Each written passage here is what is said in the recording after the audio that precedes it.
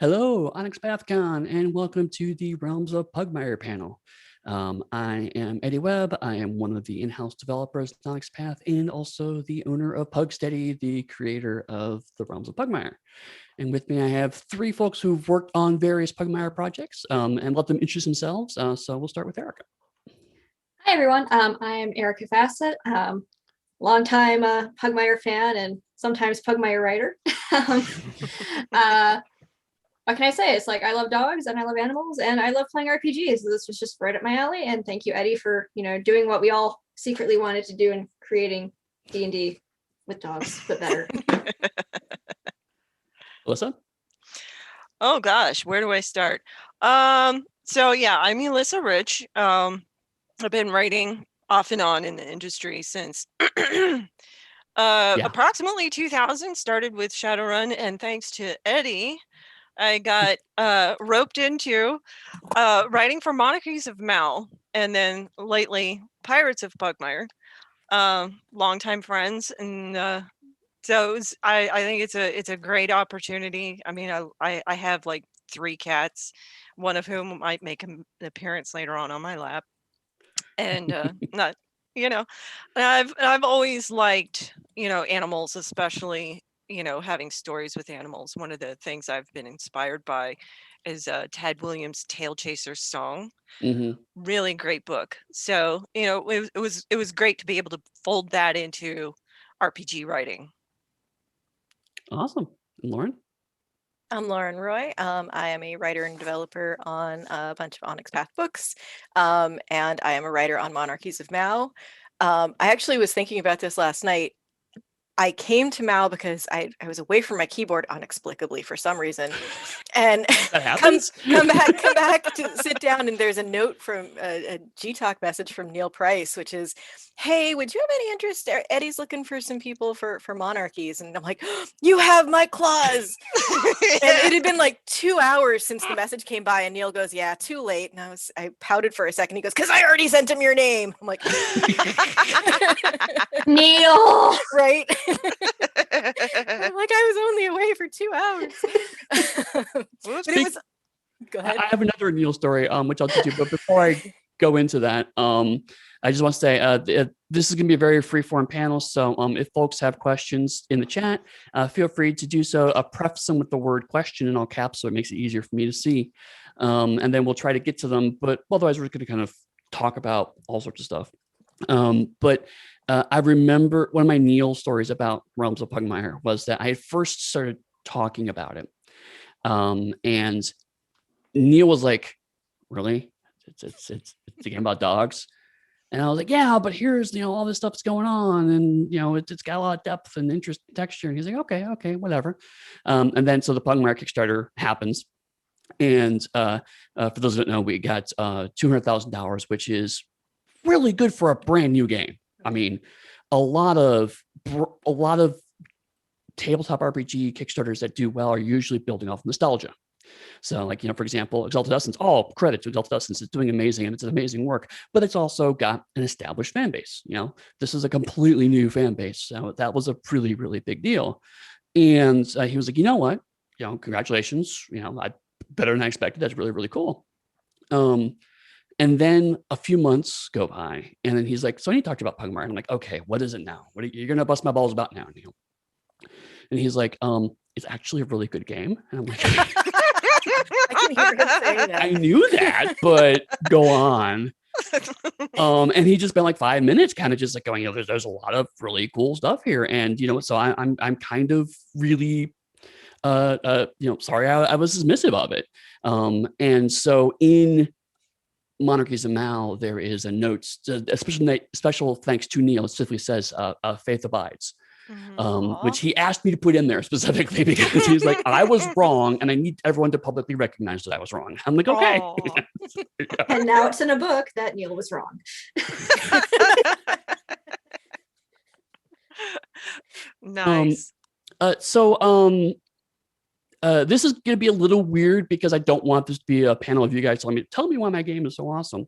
But unfortunately, by the nature of this, we're going to do a little bit of that. But one thing I would like to hear from each of y'all is this is very obviously and very intentionally a game about our relationship with pets. And I know all of you are very passionate pet owners as well.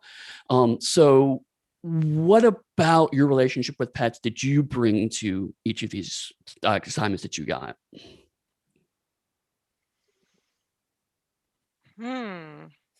That's a good question. I know, start with the hard ones. Right. Yeah. I'll start with mine while you guys are thinking, if that helps. Okay. For me, I actually started thinking about Pugmire when I was walking my dogs. I had 2 pugs at the time. One was Puck, who's the younger dog, and the other one was Murray, who's an older, more contemplative black pug. And Puck was very friendly. He's friends with everybody. He's like, I'm gonna go up and say hi to you. I'm gonna say hi to you. You're my friend. You're my friend. Whereas Murray was much more kind of reserved and kind of standoffish. And it's like, okay, I guess you're cool, but I'm gonna keep an eye on you and watch. And I remember one day walking them and just kind of thinking, it's like, this is a bit like a D&D party. Like you have the bard kind of rushing in. It's like, hey, look at me, I'm awesome, everything's great. And then Murray's like, I'm gonna stay back here in case I have to, throw a spell or something, kind of watch situation. And then I started just thinking, okay, how well does this map? And it got me really thinking about the relationship of dogs and how D&D characters draw strength and inspiration from fantasy gods, and how that relationship kind of mirrors their connection to humanity. So I mean, like, that was something that having pets always helps constantly inspire me of like, what silly thing they do, or how we relate to them, or if they get sick, or how we feel about them when they're not at their best. All of that stuff kind of is in my head, I know, at least when I'm working on Pugmire. So how about y'all? I think one of the things I was thinking about when I was sort of looking over Mao today, that I've been thinking about recently. So I got myself right in the feels because I had I was doing some of the character names, and one of my cat's names I stuck in there. And he was 19. We lost him last year. Mhm. Oh, And, no. yeah, and I mean, so I not only did I get myself in the feels, but we adopted 2 new kittens last summer. And one of them is a lot like him in some ways. Like, she's the kind of brave explorer. She's always like looking out the Mhm. window to see what's going on. And you turn on the vacuum and she doesn't run. She's just like, oh, what's Nice. that? And it's like, there's so much similarity between Pixel and Ada, that the thing with monarchies, with cats have 9 lives, and you can figure out what your previous wisdom from your previous lives. And I'm like, oh, so I wasn't thinking of it I mean, I'm sure it was on my mind when I wrote it, but it's like seeing it now in action. It's like, oh wow, that's one of those things that's just, I think we accept about cats in some ways, and here it is. Like, Exactly. I mean, I kind of have that with even our dogs. When I first started working on Pugmire, we had 2 older pugs, Nismo and Mugen. My husband's a bit of a gearhead, so he named them after performance parts, of course. But together, we just kind of, since they were so close in age, one was fawn, one was black, so he's called him Nismogen. Like, just kind of portmanteaued their name, and they were just like one identity. But we lost them because they both were like 17 years old. Like, they were very old pugs. Wow. We lost Mugen first, and then Nismo. And then about a year later is when we started, considering, hey, maybe we should, open our hearts again to, more dogs. And of course, pugs are exactly what we go to. And in 3 months, we had 3 more puppies. And as they've grown, we're seeing like some of their personalities of their 4 pugs in them, like 4 pugs. I like that. Like Doc is very much like Nismo, who was very chill. He was like Murray, like just kind of reserved, chill in the back. And then Mugen was like the happy, like, oh my god, like always in your face, overly excitable, and that is definitely my anxious little Iggy. And then Wyatt is like, if you could put spite into a dog, if you could put like just spite in, like, I'm gonna fight everyone, that's Wyatt. Nice. So it's like you got like all the chillness, and then you got like the chill dog, the happy dog, and then you got the one that is just pure distilled like anger. But he's also the runt, so he's always trying to prove like he's Right. he's a big boy. I'll bite you. Come on. I Oh. prove myself. He is the instigator. So I think the big thing with Pugmire and with the Realms of Pugmire in general is like, with so many of us who have pets, like we find a way to honor the pets that we've had in our lives to some degree. And we also realize that our pets have personalities, and those personalities can make great characters as well. Yeah. Mm-hmm. Oh gosh, yes. I need to actually make characters of mine, because although it would be definitely kind of a bit of a challenge, because my own cat, I have no idea what really informed his personality. I got him when he was a kitten, and I swear to God, I never dropped him on his head or anything. But he is both simultaneously the most intelligent and the most ridiculously dumb animal I've ever met. Sweet as can be, but he'll like I can set a plate of food right in front of him, and he's still looking at me like, "Where's the food?" I know there's food. I was like, "No, it's right here." But Mom, where's the food? Put his face in the pool. Yeah. Yes, I know. And because we have several other animals, I will set down their own individual plates, because they're all very territorial about the food. It's like, you see, I'm always envious of all these cats that can, curl up and be cuddly with each other. Not our group. They're like ambassadors for different territories of Mal. Okay. There's the runt, who's my wife's cat, Alia. This little small furry gray puffball, Alia, who's actually very sweet, but because all strangers are potentially harmful to her, that's her attitude. She approaches everyone pretty hostilely, and it's only after you get to know her and you're around her every day that she warms up to you. But it's I tell everybody that meets her, it's like, you've got 5 seconds. But again, but they have this thing. My cat and Alia have this thing every morning where my cat gets to make the obeisance, that the head lick, like, hello, good morning. And that only goes on for several seconds before it's like, okay, that's enough now. You have to go away. And it's just interesting seeing that. But, you have to set down these different plates of food, or else, they're going to fight over things. And I can set a plate down for each animal, and my cat will try to wander from plate to plate. Because it's like, oh, but I had this food, but then there's also new food, but it's the same food. No, this is different. You don't know that. Exactly. You don't know that. So, but he knows his name. I'll call him and he'll come, and you can play different games with him, and he's smart as that. But, he'll also be one of those pets that wanders into another room and then starts crying for me because I'm not there. It's like, you ridiculous cat. I'm in the same place you just left. That is certainly a justification for having a separate wisdom and intelligence score. Yes, exactly. I mean, he would be. I really don't know what he would be. It would I couldn't possibly make him into any kind of a sorcerer or anything. He's also weirdly skittish, so it's like I said, he was never dropped on his head as a cat. This is just his personality. But I mean, you all of you mentioned personalities. And I think that's something that I know I didn't really intend, but something that's really come out is people who would never in a million years feel comfortable playing in a tabletop role playing. I can't play another character, but I have told them, well, just act as you think your pets do, and they immediately get it. And they're just like, oh, well, my dog would do this and blah, blah. And then within like an hour or so, they're going from my dog would do blah to, well, I would do blah. And they're playing a character. And it kind of is a nice gateway into the concept of it in a way that is really, really exciting to me. I love when people do that.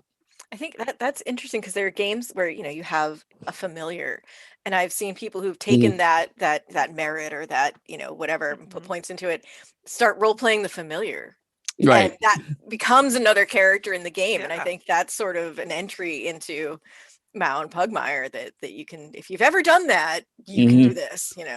Oh God, yeah, absolutely.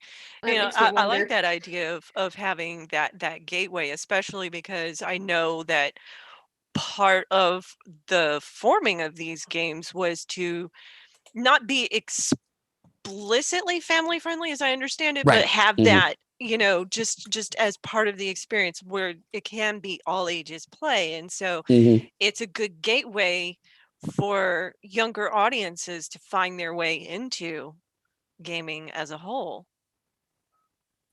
And actually, Erykah just posted in chat that what familiars would dogs or a cat have, and it actually helps me describe sometimes the dog and canine relationship. It's Goofy and Pluto, right?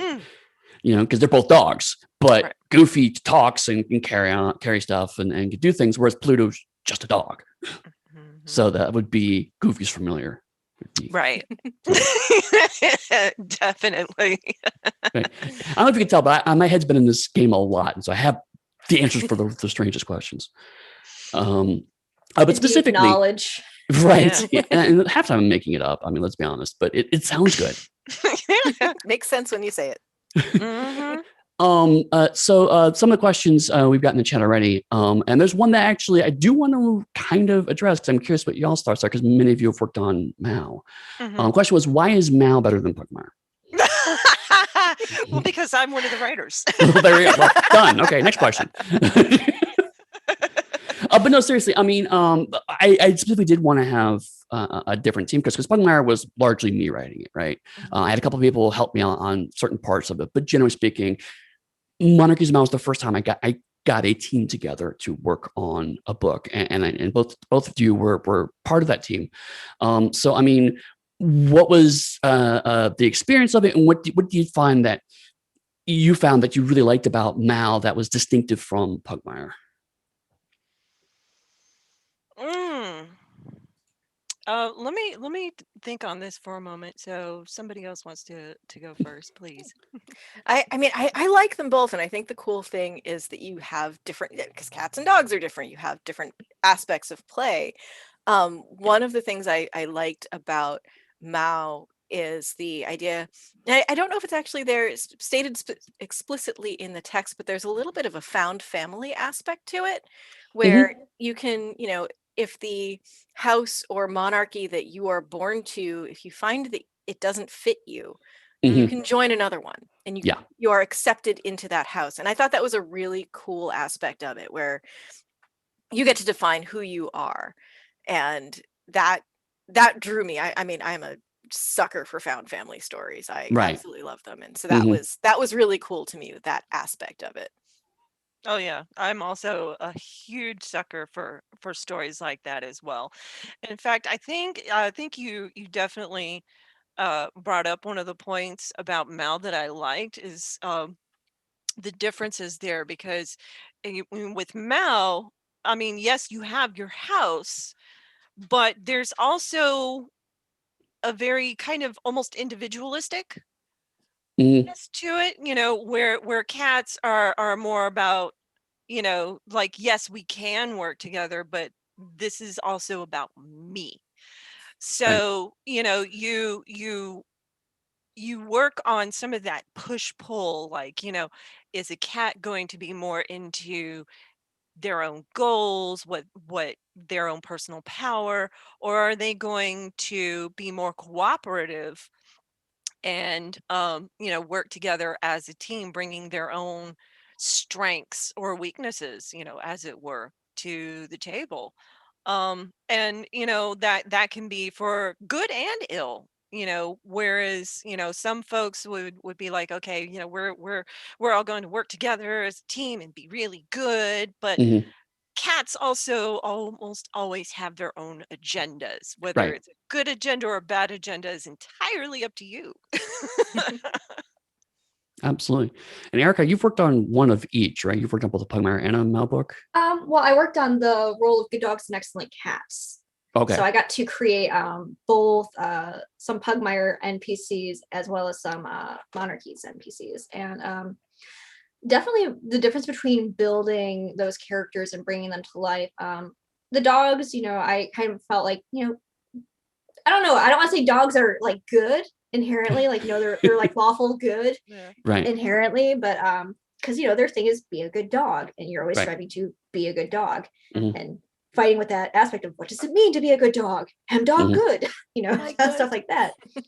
So I always like when I was creating like the dog characters, I still found like, ways to put elements that, hardships into their lives and how they're, striving against it. And with the cats, I don't know, to me, it felt like when I was writing for Monarchies, like the characters had, there's more dark secrets to them. Like there was kind of more kernels of, inner struggle to work through. One of the characters very much focusing on found families in that book was Eris. Mhm. She was an Angora. Yes, Eris spawned in Angora. She was actually an adopted. She was a street cat with no house and got adopted into a noble house. And it's like that entire concept of the found family and being taken off the street and being brought in, and becoming someone else because that's what you can do. And like you have those skills. It's still something that she runs from, but it's like, I don't know. I liked having that sort of, dynamic of dogs are inherently good and cats are inherently, well, they can be good, but they have, I guess, more nuance in my opinion. Right. Like, have like, you got 9 lives. It's like, wow, man, did I screw up my past 6 lives or what? What did I do? Is this karma? Oh, I was the worst. more existential crises with cats. That's it. That's it. I mean, Secrets and dogs. angst. Yeah, secrets and angst are cats, and dogs are just like, we're good. We are just very good. I have yet to come up with writing an evil dog just yet. Well, yeah, I mean, there's certainly possibilities for complexity in Pugmire, but you're right in that Monarchy was definitely intended to be more of the morally gray. A lot of people compare Monarchies to Game of Thrones. That's certainly an intentional thing, whereas there's not one obviously good noble house. They're all kind of have their own, push and pull, as it were. Yeah. And I wanted that kind of Renaissance Italy, Roman Empire political dynamic there. Whereas Pugmire has a different kind of depth because it's much more of a cultural complexity. It's like, who gets to decide what it means to be a good dog, and the shades of or the problems that come with a society telling you what it's to be good and not having any nuance on that concept. But the found family one was interesting because it was not something I intended initially. It was originally just something that with Pugmire was you're born into your family and that's how it works. And I was like, I just wanted to do something different with that because I knew that the houses were going to be kind of the big splats, as what we call them, which is the character type. That's something I think the team brought out during the course of the writing was that found family. I remember we talked and kind of tweaked in red lines, trying to kind of emphasize that a bit more. Like the shadow block was originally very political. The shadow block was just meant to be, okay, we're the other people that band together because fuck these other monarchies. And over the writing that everyone brought to it, they really moved a lot more towards, no, we have actually our own goals and agendas, and we think we're doing the right thing. But it's not that we dislike the other 6 houses. It's just that we need to also have a say, and we need to be able to step up and say something. So it kind of plays that found family. We are together because we want to be together, and as opposed to Pugmire's, we're together because that's what we do. So it's cool that you guys are finding that. And it's one thing I love about collaborating with folks like you is that, yes, it's my property and I come with the initial ideas, but every time folks like you bring so much more to the table and I'm like, oh man, I wish I thought that's so cool. I remember with pirates, for example, like I was just like, hey, okay, I'm gonna do lizards. I want to do birds. Here's the acid sea. Just go. And then Elyssa was like, well, what if I have a Tengu in here? I'm like, oh, sure, why not? Let's see how that goes. Yeah, well, I know you kind of threw it out there, and I was like, you know what? I'm going to pick it up and run with it. I think it was literally just like I was flipping through a monster manual. It's like, okay, half bird thing. I think I just wrote the name. It was like all the thought I put into it. And you're like, okay, I'm gonna run with this. And like it was a cool, almost kind of anime-ish concept, which really fit well. Well, it didn't fit well. It intentionally fit badly in a way that was really interesting. Because Yeah. it was like, what is this? It's so weird. And that worked really Yeah. well, I thought. Well, good. I'm glad it definitely worked because I was definitely feeling my way into it. Let's just say it's like, let me see what I can do with this. And actually, that brings up another interesting point. And feel free to be honest about this question. But with a lot of other properties, like I know everyone here has worked on a well-established property, a vampire, Shadowrun, or what have you. And so you have lots of books to look back on and go, okay, what happens, in 2070? Well, I can go back and reference and research that. Or what happens with the Venture and Roman Era? There's probably a book I can look up to find at least something, or recognize there's nothing there, but at least have some surrounding context to build from. Whereas when I brought all y'all on board, it was in my head a lot of times. And so, I mean, I would sometimes come back in red lines and be like, okay, I want to go in this completely different direction. Or my outline wasn't always clear because I wasn't entirely clear in my head what I wanted to go with that. Was that a frustrating experience? Was that a freeing experience? How was that creatively? I mean, for me, it was, I definitely approached it as just kind of just run with it. It's like you say, okay, this is not the direction I want to go. I'm like, okay, great. We'll change gears. You definitely got to have some flexibility and adaptability just as a freelance writer as it is, but you also there's a good balance to draw between relying on what you're given, the guidance that you're given, and also trusting in your own creativity and just, being able to say, okay, this is not the direction they want to go to. What can I take from this that they still liked and move forward? I mean, because personally, there were things that I was definitely inspired by before I came to Monarchies of Mao and such.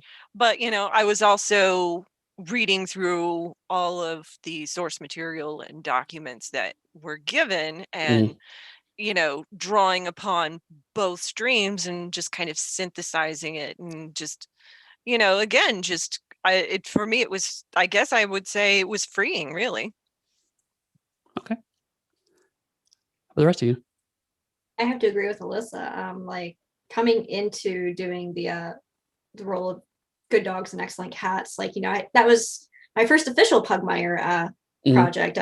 The other project was doing content for Canis Minor for when it launched, and just being able to kind of be like, okay, well, I got to build characters. Well, I've already done that, and I just got to flesh them out, bring them to life, and you just kind of let us go and do that. Like whatever ideas we had for these these characters, you were just like, this is great, go for it, and I kind of just went full tilt with them for some of them. And I really enjoyed the fact that I had the, flexibility to be like, hey, you know what, I'm going to actually write this NPC dog as, using they, them pronouns, like, just because I could, just like not for any reason. I'm like, this character feels like, they might be non-binary. I don't know. Just struck me as a feeling when I was writing women. And the fact that it stayed that way, I'm like, awesome, this is great, because it's not something that you're gonna really cover in Pugmire because it's really just a fun game, right? But it's like just a little bit of small things like that can really encourage a person's writing, because not knowing at that time, my first time ever writing a non-binary character and wanting to do it right. And you were so encouraging about it too. So it was like really empowering to be able to do that. I'd be like, I can do this. If I remember, the feedback was basically just clarity, because it was your first time writing a non-binary character, and recognizing that using they, you do have to write your sentences, start your sentences a little differently to make sure that's clear.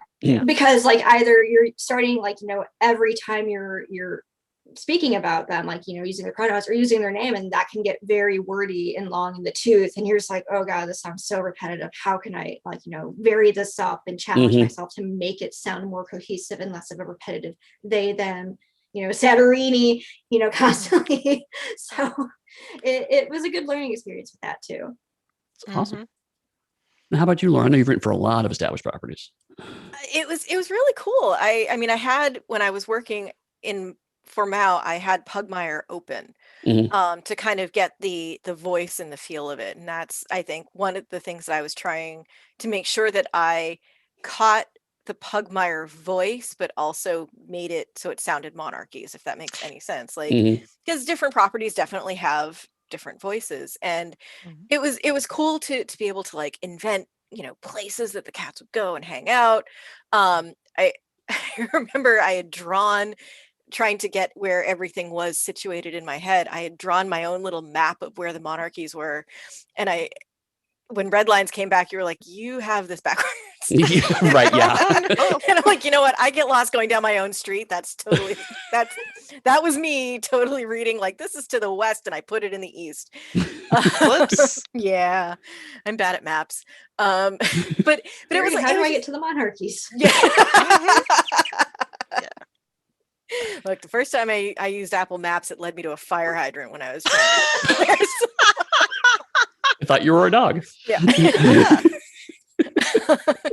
But yeah, it was really cool being able to help establish some of the world. And I mean, definitely sort of intimidating, like, because there's, I think, a difference between playing in like the Chronicles or World of Darkness sandboxes that have, you know, decades of history behind them Mhm. versus something that is very specifically new and yours in a Mhm. way. Mhm. Right. You know, oh, Eddie's going to be mad at me forever if I get this thing wrong, but like this is the a project of your heart, and Mhm. wanting to honor that. Mhm. So it was, I mean, intimidating is not even the wrong word, but it was a challenging job that I liked doing. Yeah. Yeah, that was definitely something that was also on my mind every time, just because, you know, I have a lot of great respect and a friendship with, you know, with Mhm. Eddy, that I wanted to, it wasn't just, I wanted to work on this property because it's cool, but it's also, I want to work on this property because it's Eddy. Right. And, and it was also kind of fun to kind of bring that to the table as well with Pirates of Pugmire, because he was also like, guess what? You get to do a map of the Acid Sea. And I'm like, what?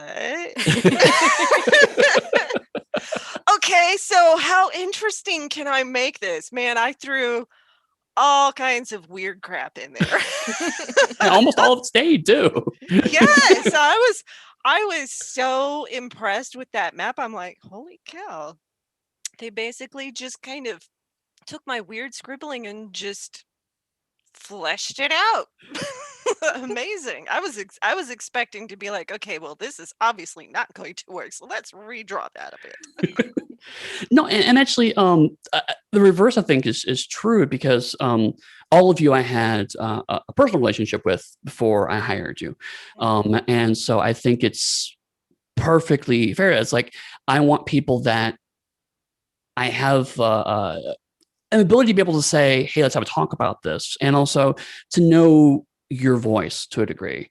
I know what Erykah's going to bring to this. I know what Alyssa's going to bring to this. I know what Lauren's going to bring to this, and be able to put you in because I know you as people.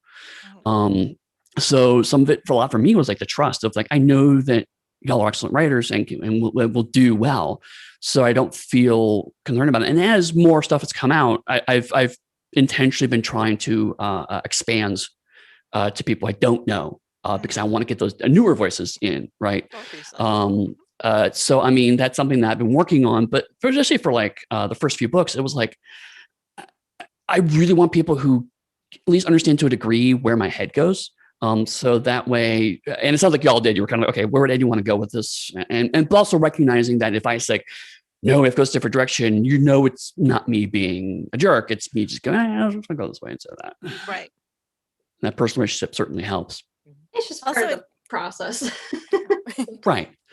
But I mean, for me at least, because it is so personal to me, I have found over the years that like if you give me a vampire book or a trendy book to do, I'll probably love the book. I probably, really enjoy working on the book. But also, if someone says, no, we need to cut this chapter, or we need to remove this character or change this, it's like at zero, it's like, sure, whatever, that's just a job. At the end of the day, whatever the book needs to be, I will make it the book into that. Being able to take something like this and go, okay, no, I do want to roll for non-binary characters in this, and building it into the world and recognizing that that's me out there on some level. It's like, at the end of the day, whatever I hire y'all to write, I have to be the one to stand behind all of that. And knowing that y'all would have my back too, when I stand in front of that, saying, no, this is a game that features these characters. If you don't like it, don't buy it. And being able to say, I don't want to do this because I just don't want to do this, and not to have any other reason. I remember when we talked about monarchies, one of the things I was very adamant about was that I wanted cats to be individualistic, but I didn't want them to be jerks, right? I wanted them to be like, a cat on a bad day would look like a jerk, but I want them to be sympathetic characters. I want people to, like, they could be fun and cuddly. And I definitely wanted that. And I remember being like, it would be so easy to slide them into villains, because culturally, a lot of cat characters slide into those roles. And I don't want to do that. And because the monarchs are specifically gender neutral characters, and all the titles in monarchies are gender neutral, it's like, it was so easy to slide all that into non-binary people are evil as a trope. And it's like, we definitely don't want to pull back on that. And nobody even went there, which was fantastic. I know I trusted y'all enough to know that none of that would happen. But still, I know that's something I was like, I would stomp down on that if I needed to. And it never happened, which was great. But it was something that was in my head. And it's like, I'm not going to be able to justify it more than this is just what I want. Mm-hmm. Well, and really, that's all the justification you ever need. Right. But it's so different. Right. I mean, again, because like I'm so used to somebody else ultimately has to make the call on this book that I'm working on. Right. I'm not used to the buck stopping with me on that level. And since that time, I've gone on to be a creative director of my own right, and for other companies. And it's like, I understand that role better. But with Pugmire initially, it was just like, who do I go to? who validates my decisions? Nobody. The dog stops here. Right, exactly. I am the head dog in chief. Dog. And one of those decisions, it relates to a question in the chat, and that's what we've talked about for monarchies. This is a much more monarchy panel than I expected, but whatever. It was about the concept of 9 lives. Something that I remember we talked about in Red Lines, and even early on, was that I very much did not want 9 lives to be literal reincarnation. And that was something that kept cropping up. And I think it's so easy. It's such a fantasy trope. It's so easy to kind of go, oh, well, they remember something of their past lives. And I remember being very firm. It's like, no, this is just a conceit they have.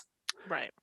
But I mean, well, like Erykah pointed out, it's like, you still have that fun character dynamic of, man, I was a jerk in my past 6 lives, and now it's coming at me. You still have that dynamic, but there's no rule telling you this is actually what happened to you. Right. And the reason why was because I just didn't want the dogs to be objectively wrong and the cats to be objectively right. Because like dogs are like, well, humans are gods are watching over us, and we know they're wrong. But then having cats go, well, we're reincarnating 9 lives, and the rules telling you, well, they're right. I wanted them to both be equally wrong for different reasons. But I mean, now that that's come out and we play with that, did you have any thoughts or opinions on how that 9 live reincarnation thing came out? Was it not as clever as I thought it was in my head? Did that actually work out well in writing? Yeah, I think it worked out. I like that there's the ambiguity there. That we can't know, and the cats can't know, and the dogs can't know, like that. I mean, that mirrors human experience to some extent too. And there are kind of notes all throughout both books that come right out and say, we don't know what happened, and some of that is going to be out of character and up to the storyteller, if you even want to address any of that. And I think it leaves space for everyone at the table to kind of inform how it works in their game, which I think is a really cool thing, because it encourages that collaboration. Awesome. And that leads to one of the points, one of the questions in chat was, will that be elaborated on in a supplement? And you've pointed to it. The answer is no, because that reduces interest, by saying this is how explicitly how it works, that actually makes things more confining. It's not as interesting. Whereas if you go, well, maybe there are little reincarnated in your game and leaving that open, then people can play with that if they want to. Right. Similarly to, what really happened to men, leaving that question open leaves the possibility for a lot more creativity as to what really happened. You can throw in just about any answer that you want to in your own game, which makes it very freeing, both to write and to play, Absolutely. Yeah. So we've talked about all of the existing Pugmire books, I think. Actually, no, I did have one more question for Erykah, because as someone who has done ready-made characters, how frustrated were you by character 8 or 9 of making those? Okay, so honestly, the worst part of doing ready-made characters, and I'm just going to say this because it was so true for me, because I'd never actually built any sort of characters built off of the 5th edition engine or system. So I'm sitting there like, it was probably about, character 8 or 9. I'm like, I am so over having to constantly reference the book, because for some odd reason, like the process of character creation wasn't sticking in my head like it would for other games. I'm just like, ugh. And then finally by 13, 14, I'm like, okay, I can do this in my sleep now. And then I was just like, okay, this is fine. So when it came time to do the role of good dogs and excellent cats, I'm like, okay, I can build sheets. This is no problem. I can do this in my sleep. Just never, ever ask me to build Scion characters, please. But doing the ready-made characters, I don't know. The sheets are the worst part, but only because I want to keep things thematic, but also mechanically balanced. So it's kind of striking that right. This character is going to have this thing because it's part of their shtick. That might not work out mechanically, because I don't build NPCs or ready-made characters to be to be murder bots to destroy your characters' parties with or whatever. I want them to be fully fleshed out, fully realized, just kind of part of the environment as well, like a natural progression. And that's the philosophy I always take when building NPCs. Is I don't want them just to be power statted for the sake of being power statted. I really want them to have a life of their own, whether you're using them as an NPC or rather you're just using them as pre-gens for a convention game or whatever. Totally. That makes sense. And I feel the same way when I'm doing ready-made characters, is that it's so easy to go, well, let's just dump all the dots in one spot and make punching machine number 14. But it's like, no, it's what happens if I push dots around this way, and how does that look? And does the concepts actually bear out, what the sheet comes out? Now, I'm curious, did you come up with concept first and then sheets, or sheets first and concept, or a little bit of both? Concept first. I would flesh out the characters, personality, their traits, their flaws, merits, what are their driving ambitions, and then kind of build the sheet off from that. That's including choosing okay, so what breed are they going to be? What class? All that stuff kind of goes into the concept making, and then I build the sheet from there. That makes sense. Awesome. So one question, I think a big question that a lot of people on this panel wanted to answer for is Squeaks in the Deep. So for those who don't know, Squeaks in the Deep is the next book in the Realms of Pugmire. Similar to Pirates of Pugmire, it's an adventure book. Rather than focusing on dogs or cats, it focuses on mice and rats. It will, and yeah, the Rat King, thank you. And we talk more about the Rat Kings and who they are and how they relate to each other. What we also go into what is called the Underneath. The Underneath is the parts of Pugmire that's under the grounds that tangentially connects both Pugmire and the Monarchies of Maui, though neither really realizes that. And that's the places where some of the mice and rats actually live and make their home, but also where horrifying things live. It came up during opening ceremonies, is if the dogs and cats knew that going underground was safer than going through the fearful forest, why would they ever go underground? It's well, maybe because it's not actually safer than the fearful forest. Yeah. But the big things are that it is going to be unlike Pirates, where it's like you use either book but kind of just dive in. There actually is the adventure has a starting point for Pugmire and a starting point for Monarchies of Mao, which then funnel into kind of the main chronicle. So you can actually start off as a very specifically a Pugmire or a Monarchies adventure, as opposed to Pirates, where you kind of say you're at Waterdog Port because reasons, and now go off and be amazing pirates. So that's one thing we changed. Another one is that as opposed to magic, these characters do have psionics. So there's a whole new psionic system that is available for mice and rats. And if you want to use it for dogs and cats, I can't stop you. The rules imply that dogs and cats don't necessarily have them, but do what you want to in your own chronicles. Have fun. And it is coming to Kickstarter. When OnyxPath generally does not announce specific dates until the current Kickstarter is over, and Exalted Essence is now burning up the Kickstarter charts. But I'm pretty sure it'll be probably, if not the one after Exalted Essence, pretty soon after that. So it probably in the next couple of months, we'll see a Kickstarter for Squeaks and Deep. So if you're saving up money for it, now's a good time to kind of keep in mind for that. And then as for the future of the Realms of Pugmire, a couple things. One, I was showing these off before we started the panel, but we do have now a Japanese translation for the Realms of Pugmire. So we do have, this is from our friends at Group SNE. This is a Japanese translation of Pugmire. Also, they have translated the Monarchies of Mao. And even they've done a version of Fetch Quest. So they are doing that of all the core games. And what's interesting, as opposed to directly translating the supplements like the World of Good Dogs Exo-Cans, for example, rather than making a separate book, they've been actually seeding those characters into their magazine called Warlock. So basically, if you subscribe to Warlock magazine, then you'll get these pre-made characters as part of that. Another one was like one issue of Warlock had like the screen bundled as a part of it. So some of the adventures that were written for the Adventures of Curious Cats were actually put as example or adventures into that magazine. So they're doing a different way of taking the same material, which is really cool and fascinating. But we're really excited to work with Group SNE. They've been so far a great partner. And we are in the process of perfing the Brazilian translation of Pugmire as well. So there'll be even more translations for the Realms of Pugmire.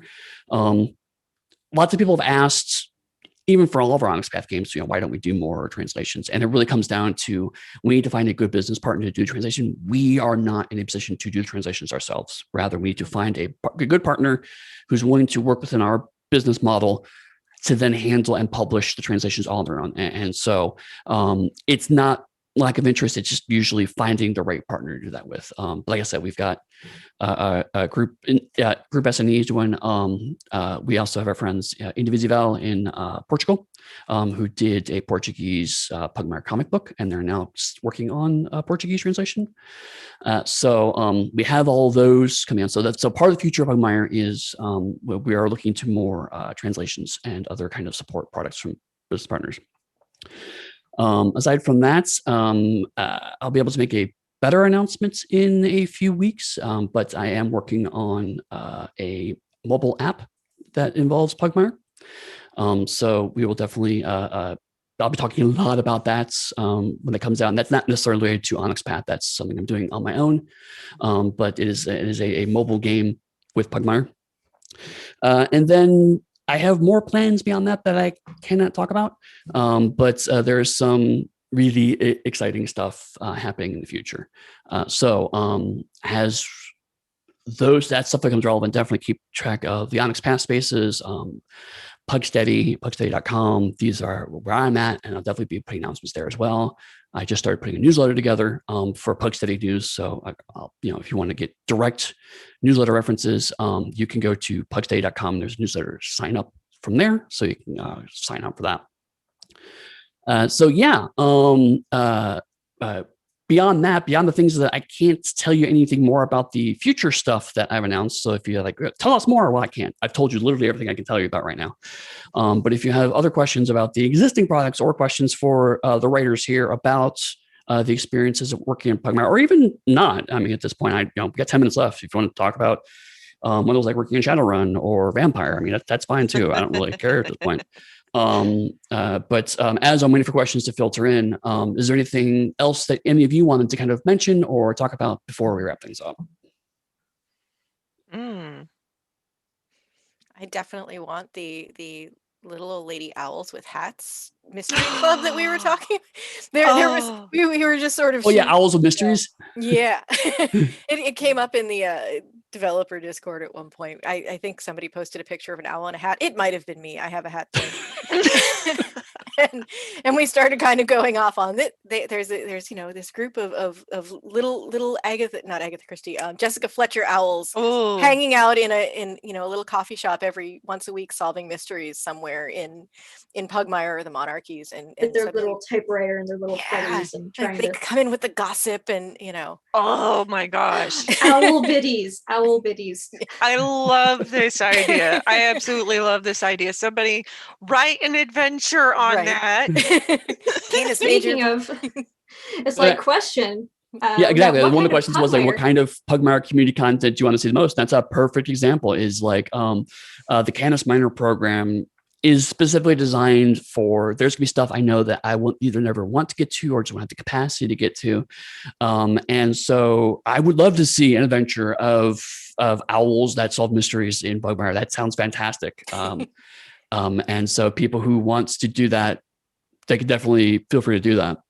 Oh gosh, yeah, especially since you've Birds got and Pirates rules Pugmire. on birds. Yeah, exactly. Right in there. So, you can use that as a reference, maybe throw in a little interesting stuff from other sources. I mean, who knows? Yeah, absolutely. And again, that's the nice thing about community content is because for our stuff and for my stuff, I always have to think about trying to reduce the amount of complexity, right? So like if I wanted to do something like that, it's like, well, that person has to own these 2 or 3 books. That's immediately decreasing returns on how people buy it. But community content, because it's made by people who love this game and for people who love this game, that's not really a factor. It's like, of course I own all the Pugmire books. Why wouldn't I own Pugmire books? You're the kind of person who would seek out more Pugmire stuff. You probably own everything. So that's not a barrier for you. But making owl mystery solvers into a viable thing for us doesn't quite work for us. It's like, it's a really cool idea, but I can't really make that work from projects. So, yeah, that's definitely the kind of thing that's perfect for community content. Another question is mentioned Shadowrun. Any plans for Cyberpug? And I should talk about this. This has been an ongoing joke for a while now. Ian A. Watson, shitposter supreme, once did a gag cover of Cyberpunk 2020 and turned it into Cyberpunk 3030, the Bark future. And he did in fact even do a updated version of Cyberpunk Red Setter when Cyberpunk Red came out. And so there's been kind of a joking relationship because a lot of us are friends with the folks at Art House Orion who make Cyberpunk, and so I'm also friends with a lot of Shadowrun writers too. It's just the joke we haven't figured out how to work in Shadowrun yet. But they run with the joke, and we kind of joked back and forth about it. I have had talks with Mike Pondsmith about Cyberpunk.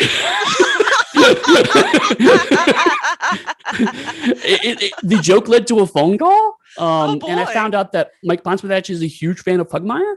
Holy crap. That's awesome. So I doubt it will go anywhere because there's a lot of things that would have to happen for that to work.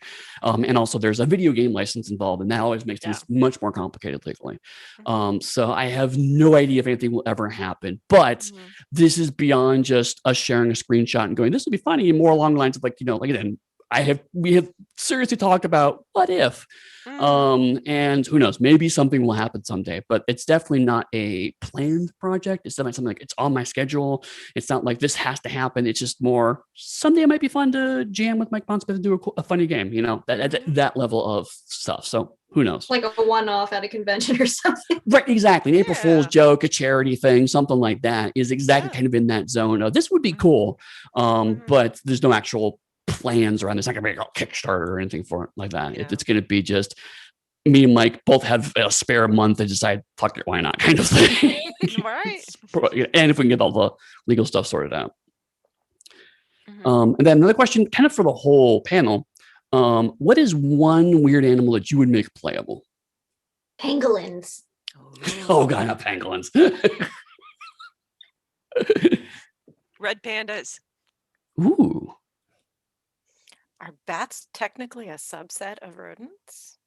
Mm. I believe so. Yeah. I know Dixie would be very happy if Yeah. that rules happened. Combine rodents with bird rolls. Ooh. Oh with the my gosh. Mhm. wings. That's true. That's true. You just swap out some of the knacks. Ooh, Mhm. a commenter said axolotls. Oh, there you go. I don't even know what that is. You never seen an axolotl? Oh boy. I'm gonna They're Google it really now, cute, that's for kind sure. of like You're gonna love them. lizardy. They're really adorable. They're really Oh my god, they adorable. are adorable. Yeah. But there's something that's also kind of been in the back of my head since the adventure for Pugmire, and it's kind of like the idea of chimeras. Oh, interesting. Yeah. I mean, because you've got these various ideas about what mankind has done and not done with the various animals as they've been uplifted and stuff. So, like what other things did mankind maybe do? Go You into the know. dark place. Yeah, but still try to keep some of it at least a little bit lighthearted. Like, these are just animals or creatures that you might come across sometimes, Yeah. I know like one of the short stories that we got for the anthology featured an elephant. And it was like not like a whole bunch of elephants were uplifted. It was like, this is just one elephant. And it's just like, I remember when humanity first uplifted us all. And they're like, oh my God, he has all the answers. And you go there and it's like, no, he's just not in his right mind anymore. And he's like, yes. And they all had sky machines and, they made us all into gods like them. And it's just like, okay, buddy. Mhm. But, I definitely think there's room for that kind of weird things that experiments that got loose and maybe ran off to a portion of the world and made their own civilization somewhere, kind of stuff. Yeah, I completely agree. Mhm. And one of the questions is, what else did man fuck up? Well, Everything. Oh my God, everything. Well, there's a That's a reason we have an long acid list. sea. yeah. By the way, in case it isn't clear, I'm not exactly high on humanity in the basis for this game. Dogs think they're great. Designer, not so much. But anyway, so we are out of time. So where can folks find you online if they want to talk to you about Pugmire or anything else that you're working on? Erykah. You can find me at Rosie Rexa on Twitter and also at my website, www.erykahfassett.com. Elyssa? Well, I do my posting online is more of a personal nature, but I can always be found on Twitter at Lady Pistons. You can probably find me commenting on occasion on Eddy's posts and retweeting Eddy's posts. So Just today, even. yeah, just today even, because I'm such a big booster. Awesome. And Lauren? I am on Twitter a whole heck of a lot as @Falconess. Awesome. And like I said, you can find me at pugsteady.com. I knew someday this would bite me in the butt. If you want to know more about Pugmire, my main website is realmsofpugmire.com. You can find Pugmire through your local friendly gaming store. You can find it through Studio 2 Publishing. You can find it through DriveThruRPG. You can get it on Amazon, I think, at this point in time. You can get it just about anywhere that you could buy games. You can find Pugmire. So please, if you haven't already and you came to this panel, please go check it out. It would mean a lot to me. It would mean a lot to all of us because obviously I love this game, but all of you I know do too. And that it's always fun to do a new Pugmire project. So thank you all for coming and hanging out for an hour. I really appreciate it. And we'll see you all there on the con. So, here, goodbye. Bye. Bye.